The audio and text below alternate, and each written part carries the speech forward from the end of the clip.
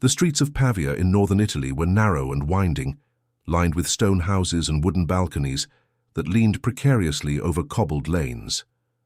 The year was 1327, a time of shifting loyalties, mercenary armies, and kings desperate to hold their fragile thrones. Beneath the surface of ceremony and religion, fear and cruelty often ruled. The Lombard plain was fertile and rich, a prize sought after by dukes, emperors, and popes alike. Whoever held it commanded wealth and influence across medieval Europe. Yet in the towns and villages, whispers of rebellion never ceased. Heavy taxation, forced conscriptions, and the arrogance of rulers stirred resentment among peasants and nobles alike. It was in this climate that the Iron Crown of Lombardy took on a new meaning. Once a sacred relic said to contain a band of iron forged from the nails of Christ's crucifixion, it had long been used in coronation ceremonies. Kings wore it as a symbol of divine authority, a mark that their rule was sanctioned by God himself. But as rebellion flared, the crown was twisted into something darker. The relic inspired fear as much as faith, for punishment was now modeled after it. Enemies of the throne were forced to endure a grotesque inversion of its holiness, the torturous Iron Crown of Fire. The method was cruel in its simplicity. A band of iron, shaped like a royal circlet, was placed into the flames of a forge until it glowed red-hot. Prisoners, often accused rebels, heretics, or nobles suspected of treachery, were made to kneel. With drums beating and torches blazing, the heated crown was pressed upon their scalps, searing flesh, burning hair, and branding obedience into the watching crowd. The first recorded use of this punishment was under the rule of King Louis of Bavaria, who marched through Italy to claim the imperial throne. Facing unrest from rival factions and papal opposition, he needed to make an example of those who defied him. And so, the fire crown was brought forth. Chroniclers tell of a Lombard noble named Pietro della Torre, accused of conspiring with papal envoys against the king. He was dragged into the public square of Milan, his hands bound, his once proud garments torn and dirtied. The people gathered, some jeering, others silent in horror as the blacksmith stoked the fire. The iron circlet hissed as it was pulled from the coals, glowing orange against the darkening sky. Soldiers held Pietro down while priests recited prayers, a twisted mockery of coronation rites. Instead of blessing a king, they condemned a traitor. Instead of oil upon his head, it was molten heat. When the crown touched his skin, Pietro's scream cut through the square, shrill and unearthly. Smoke rose from his scalp, the smell of burning flesh choking the air. He thrashed, but the soldiers held fast, forcing the red-hot band deeper until it clung to him like a halo of damnation. Witnesses wrote that some in the crowd crossed themselves, others turned away in tears, while the king's men demanded the people watch. "This is the fate of rebels," they declared. "As Christ's crown brought salvation, this crown brings judgment." Pietro collapsed moments later, writhing until unconsciousness delivered him from agony. His blackened corpse was left displayed, a warning etched in fire. From that day, the Iron Crown was no longer just a relic of piety. It became an object of dread, its shadow stretching across Lombardy. The ritual of fire spread from city to city, wherever rulers feared rebellion. It was not used often, for its horror relied on rarity, but each appearance was etched into memory like a scar. In monasteries and churches, monks debated the blasphemy of it. Some argued that such cruelty was a perversion of the holy relic, a mockery of Christ's suffering. Others whispered that it was fitting punishment, that those who defied God's chosen rulers deserved to feel the fire of hell before death. The debate itself only deepened the aura of the crown's terror. Travelers carried tales of the punishment beyond Italy's borders. In Germany, it was said that knights spoke of it in hushed tones, warning of the wrath of Lombard kings. In France, poets turned it into allegory, a symbol of tyranny clothed in sanctity. The more it spread, the more the legend grew, until even those who had never seen it believed in its fiery curse. Yet the Iron Crown was not always used in public squares. Some chronicles suggest it was also wielded in the depths of castles, in hidden chambers where prisoners were broken without witness. In these places, the crown was not heated to glowing red, but only warmed enough to scorch, prolonging the torment. Victims could survive, their heads forever scarred, walking reminders of royal vengeance. By the mid-14th century, the punishment had become associated not just with rebellion, but with betrayal of trust. Nobles who shifted allegiance between rival kings or towns that opened their gates to enemies often saw their leaders crowned with fire. Each ceremony blurred the line between sacred coronation and profane torture, reinforcing the idea that power and faith could not be separated. The symbolism was powerful. To wear the crown was to claim authority. To be crowned with fire was to lose it forever. Kings saw themselves as protectors of divine order, and the burning crown reminded all that disobedience was a sin punished in both body and soul. In Lombardy, the people learned to fear not just the armies of their rulers, but the rituals of their punishment. Even the sight of a blacksmith's forge could make villagers shudder, for it was in those glowing coals that the crown of fire was prepared. Parents frightened children into obedience by whispering of it, and rebels weighed their choices against its searing fate. And yet rebellion never ceased. The cruelty of rulers bred resentment as much as fear, and every execution risked sowing seeds of vengeance in the hearts of survivors. For some, the fire crown was not a deterrent, but a rallying cry, proof that their kings ruled with iron and flame, not with justice or compassion. The legacy of Pietro della Torre's death echoed through the years. His family fled into exile, vowing revenge against the Bavarian king. In taverns and farmhouses, his name became a symbol of resistance, and his suffering a tale whispered by candlelight. Though the king had silenced him, the fire had given him a different kind of immortality. Thus the Iron Crown of Lombardy entered the annals of torture, not just as a punishment of the body, but as a weapon of fear, faith, and memory. It stood as both a relic of holiness and a brand of damnation, binding the power of kings to the agony of their enemies. And in its flames the line between divine authority and human cruelty burned away. The years that followed Pietro della Torre's death saw northern Italy sink deeper into turmoil. Alliances shifted like the tides of the Po River, and every city seemed caught between loyalty to emperors, popes, or local lords. In this uncertain world, rulers leaned heavily on spectacle to maintain order. The Iron Crown of Fire became one such spectacle, remembered long after the embers died. By the 1340s, chronicles described its use beyond Milan, in Verona, Mantua, and even Florence. It had travelled not as a relic of holiness, but as an instrument of political theatre. Wherever rebellion simmered, the crown of flames appeared, as if carried by the very winds of fear. One of the most infamous accounts came from Verona, under the rule of Mastino della Scala. A group of merchants had been accused of conspiring with Venetian envoys to weaken his hold on trade routes.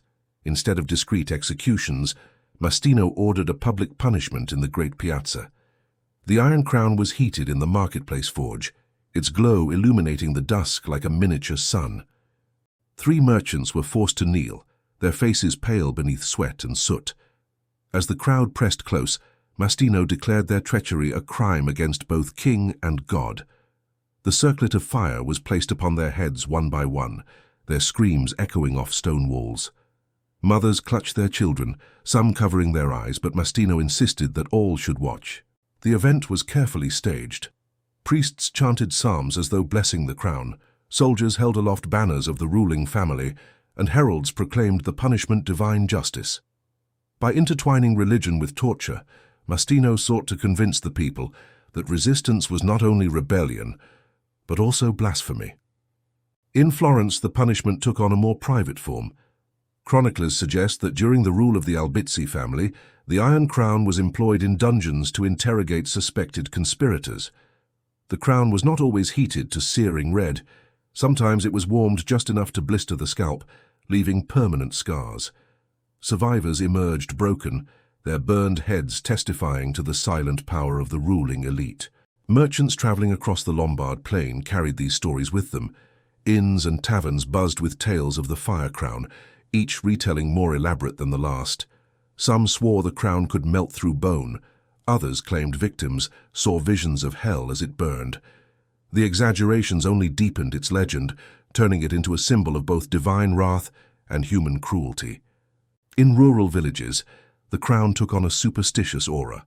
Farmers told their children that if they lied, cheated, or spoke against the king, they might be crowned with fire.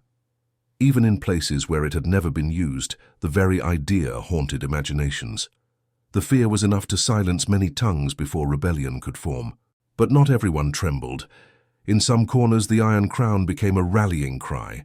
Rebels whispered that kings who relied on fire to maintain power had no legitimacy from God. They told stories of martyrs who endured the flames with courage, their screams transformed into songs of resistance. Each execution risked creating not only fear, but also defiance. One such tale came from Brescia, where a young noblewoman named Isabella da Riva was accused of aiding exiled rebels. Refusing to betray her companions, she endured the fiery crown in silence, her lips pressed tightly together as the metal seared her scalp.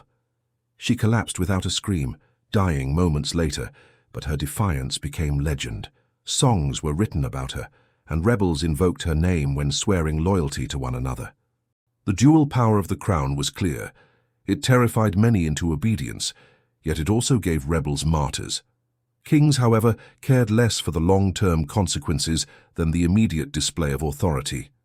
They believed that terror in the present outweighed the whispers of the future. As its reputation spread, the punishment began to influence art and literature. Illuminated manuscripts depicted kings crowned in glory beside rebels crowned in flame, a contrast meant to reinforce divine order. Sculptors carved grotesque faces writhing beneath fiery circlets onto church walls, warning worshippers of both hellfire and earthly justice. Even sermons referenced the crown, preachers reminding congregations that obedience to rulers was obedience to God. Yet not all clergy approved. In monasteries, some monks denounced the practice as a desecration of Christ's relic. They argued that turning the holy crown into an instrument of torture was a sin greater than rebellion itself. Secretly, a few priests comforted prisoners before their ordeal, whispering prayers of forgiveness as the forge roared nearby. Despite these protests, rulers found the Iron Crown too effective a tool to abandon. Its symbolism was unmatched. A sword could kill, a noose could silence, but the crown of flames spoke to the imagination, tying royal power to divine judgment. Each use deepened its myth until the line between fact and legend blurred. By the mid-14th century, the punishment had even crossed the Alps. German chroniclers recorded stories of Italian rebels crowned with fire, though whether such punishments truly occurred in the empire remains uncertain. In France, the image appeared in poems warning of tyranny, casting the crown as a metaphor for rulers who burned their people while claiming holiness. The legacy of Isabella da Riva lingered strongest. Her story inspired secret gatherings of rebels who swore to avenge her. They carried tokens, charred pieces of iron, blackened cloth, to remind themselves of the fire crown's cruelty. For them, her silence in the flames proved that rulers could not extinguish all courage. Still, rulers tightened their grip. Each rebellion brought harsher punishments, each whisper of conspiracy another display of the crown's fury. In Milan, Verona, and Florence, dungeons echoed with the crackle of fire and the hiss of heated iron. The smoke of burning hair became as much a scent of power as incense in churches. To the common people, the Iron Crown was both distant and near. They might never witness it themselves, yet its shadow touched their lives in subtle ways. They paid taxes promptly, avoided public criticism, and bowed lower before soldiers, all to ensure they never felt the sear of metal on their skin. And yet, in the hushed voices of taverns, rebellion continued to flicker. The fire crown was meant to extinguish defiance, but like flames, it sometimes spread instead. For every victim who died screaming, there was another who endured, remembered as a martyr, their story fanning sparks of resistance. Thus, as the 14th century deepened, the Iron Crown of Lombardy was no longer simply a punishment. It was a weapon of faith twisted into fear, a ritual of kings desperate to bind their subjects through fire. Its glow lit both the execution squares and the hearts of rebels, two forces locked in endless struggle, each feeding on the other. By the 15th century, the Iron Crown of Lombardy lived as much in memory as in practice. It had been used sparingly, yet its legend spread wider than its actual victims. In Italy, the mere threat of it could quell uprisings before they began. In distant lands, it became a story told in whispers, half believed yet wholly feared. Chroniclers in France and Germany described it with fascination and dread. Some insisted it was forged from the same relic that crowned emperors, twisted by tyrants into a tool of torment. Others painted it as myth, a cautionary tale against rebellion, dressed in the language of fire and faith. Truth and legend blurred until no one could say where one ended and the other began. In Florence, where rival families waged constant war for power, the fire crown lingered as a threat but was rarely seen. Instead, the city preferred exile, imprisonment, or execution by blade. Yet rumors spread that deep in the dungeons of the Palazzo Vecchio, the crown still glowed at times, reserved for traitors too dangerous to kill quickly. Beyond Italy, the crown took on symbolic life. In sermons, preachers compared it to the fires of hell, warning the faithful that rebellion against rulers mirrored rebellion against God. In poems, it became the emblem of tyranny. A king's halo turned into a branding iron. In taverns, travelers recounted tales of martyrs who bore the crown bravely, their scorched skulls glowing like halos of defiance. The duality of its meaning was striking. To kings it was divine justice, to rebels it was proof of tyranny. Every story gave it power, no matter which side told it. That power endured long after the last crown had cooled to blackened iron. By the Renaissance, the Iron Crown's reputation had grown to near mythic proportions. Artists painted allegories of kings in golden crowns beside sinners writhing beneath crowns of fire. Scholars debated whether the punishment was literal or symbolic, an invention of frightened peasants or a true ritual of royal wrath. Each debate only cemented its place in cultural memory. In Germany, Protestant reformers seized upon the image. Pamphlets accused Catholic rulers of wearing golden crowns while forcing fiery ones upon their subjects. The crown of flames became a metaphor for oppression, used to rouse common people against clerical and royal power. The torture itself may have waned, but its imagery burned brighter than ever. Meanwhile, in Italy, the relic of the true Iron Crown remained locked within the Cathedral of Monza, still used to crown kings. Pilgrims knelt before it, believing it contained holy iron from Christ's crucifixion. Few spoke aloud of its darker twin, the crown of fire, but all knew the stories. The sacred and the profane sat side by side, sharing the same name. Even centuries later, when executions grew less public and torture less visible, the Iron Crown haunted the imagination. In villages, parents still frightened disobedient children with tales of it. In courts, nobles accused of treachery sometimes begged that they not be crowned with fire, even when no such punishment was intended. Fear alone was enough to shape behavior. Historians recorded the last certain case of the punishment in the late 15th century, during a Milanese rebellion against French-backed dukes. A rebel captain, defiant to the end, was dragged into the square and crowned with fire before the watching city. Some said he died instantly, others that he lived for hours, the crown fused to his skull. Whatever the truth, it marked the end of an era. After that, Europe turned to new instruments of cruelty, racks, wheels, and gibbets that matched the changing times. The Iron Crown, bound so closely to faith and kingship, faded into the shadows of memory. It was not forgotten, but it no longer scorched flesh in the streets. It lived instead in ink and rumor, in paintings and parables, a ghost of fire lingering over history. The centuries softened its edge. What had once been the searing reality of rebellion became the stuff of legend, half horror, half morality tale. Some remembered it as blasphemy, others as divine judgment, still others as proof that no crown, golden or fiery, lasts forever. But all agreed on one thing. Those who wore the Iron Crown of Lombardy, whether in glory or in agony, carried its weight to their graves.